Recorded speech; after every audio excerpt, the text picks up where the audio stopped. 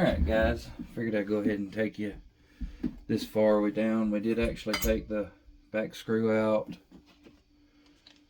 took the ejector out. You can see where it's all been soaking for a few weeks. I actually had enough. This wasn't even embedded into the wood very hard, so I was able just to turn this straight off the triggers, which is no surprise because the triggers don't have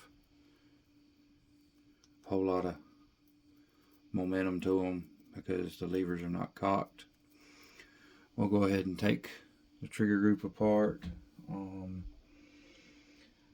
We didn't take the floor of the box off yet, but I wanted to show you just exactly what I was saying about the reason this has not got any tension behind it is because the leg of this spring is broke off, so we'll have to have a new, you can just pull it right out.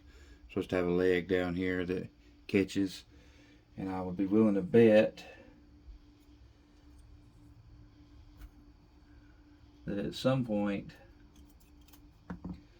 somebody got into this thing. Yeah, you can see it snapped off. Got into this thing and decided that they probably didn't know where to get a spring. So, or they either that or they took it off and was unable to put it back. Yeah, see, I can put that in by hand. And this should have to be compressed where it hooks up into this area right here in order for you to compress it and be able to push it into this little recess. This little recess right here. So we know right off the bat we're going to have a spring or make one. And one other thing, the whole reason why I'm going ahead and stripping this thing apart is because it didn't have a forearm on it. We're going to try and find a forearm.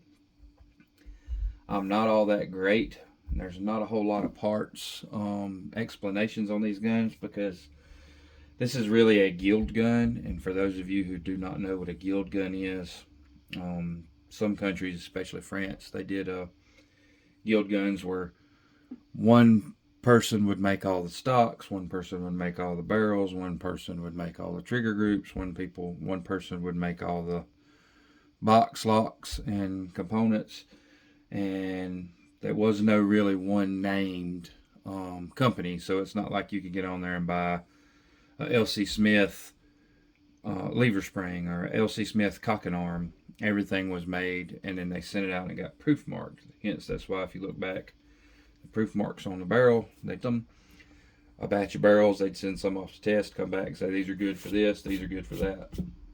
But that being said, this is rated for smokeless, and it actually, the PT that was labeled on there is for this particular powder that it was proof tested with. So we're going to take the trigger group apart. We're going to continue taking apart the box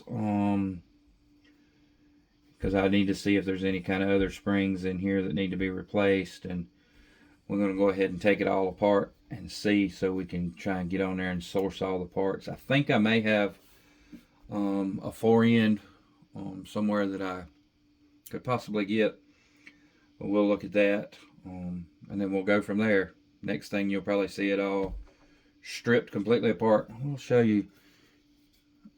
The wood's not too bad in here.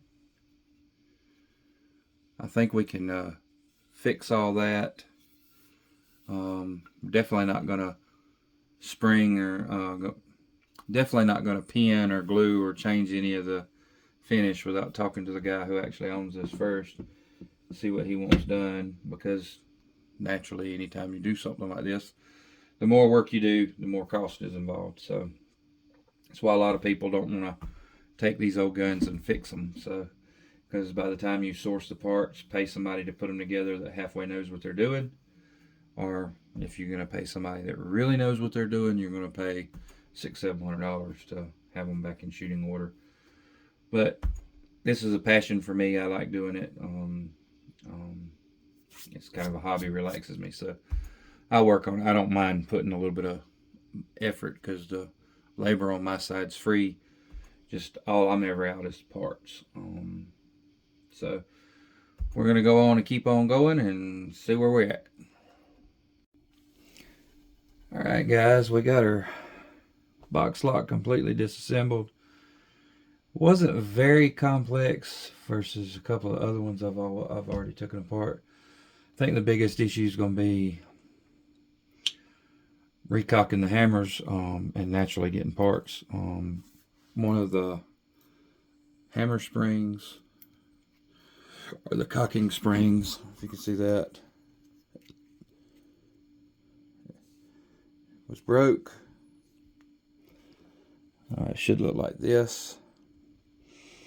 That one was snapped off inside there, and then the spring that makes the lever to drop the barrels was broke as well. So got a couple of springs we gotta either buy or build, judging from what this gun is, and the chances of being able to find them are slim to none. So right now we got to get some new springs, butt pad, and a forearm.